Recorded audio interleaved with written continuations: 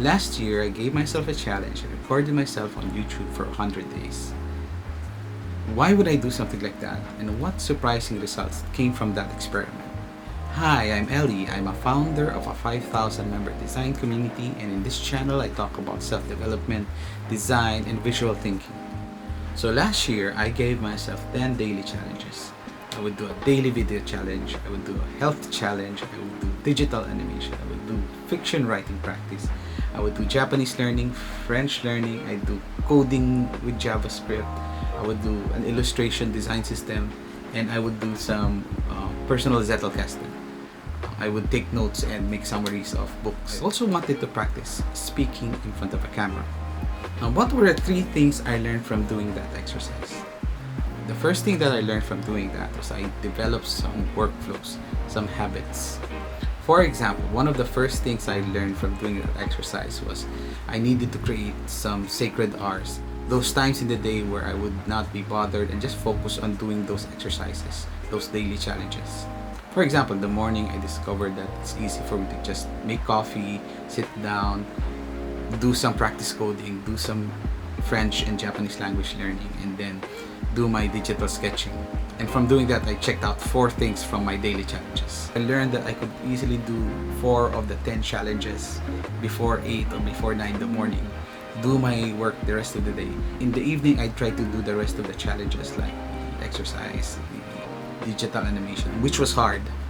And I tried to do some of the Zettel casting, which is basically note-taking from books or articles that I read. So that's the first thing I learned. I needed to allocate specific times in the day where I would need to work on those challenges.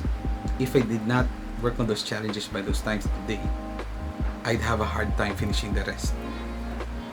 The second thing I learned from doing that exercise was that I could consistently do 6 out of 10 challenges daily because I was able to do at least 4 in the morning, and in the evening I would try to do 1 or 2 more of the challenges.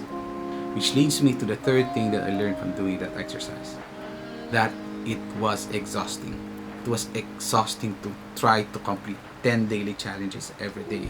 So there were times that I got really exhausted and I just crashed to bed, not really able to accomplish the rest of the challenges. Doing that for 100 days can be very taxing to the body, and the body will tell you need to relax and you need to rest.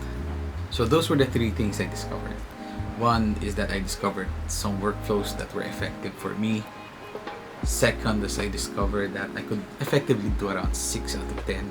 The third thing I discovered is it can be exhausting to do that. But I also learned that throughout this exercise, I developed some habits.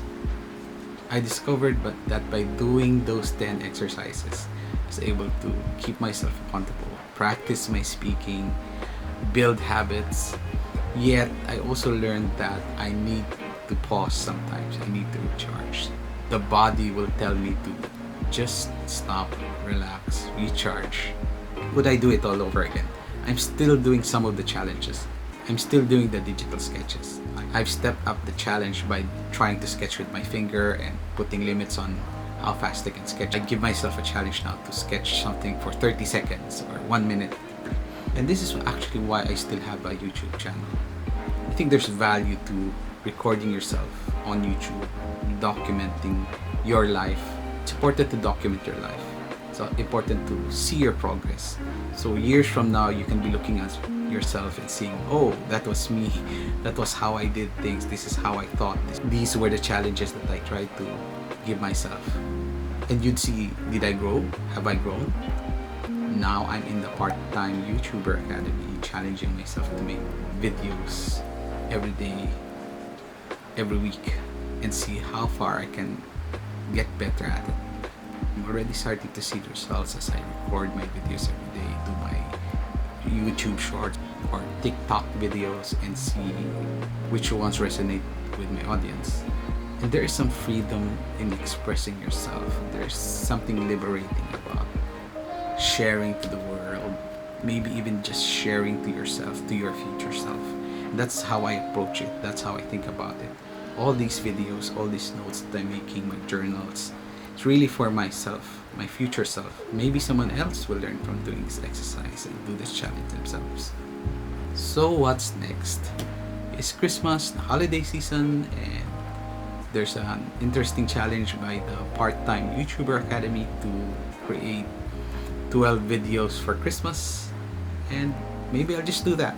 Follow along and see how that goes along. If you like this video, you might want to check out the habits that I formed from joining Ship 30 for 30. Or you can check out my digital sketches. See you guys next time.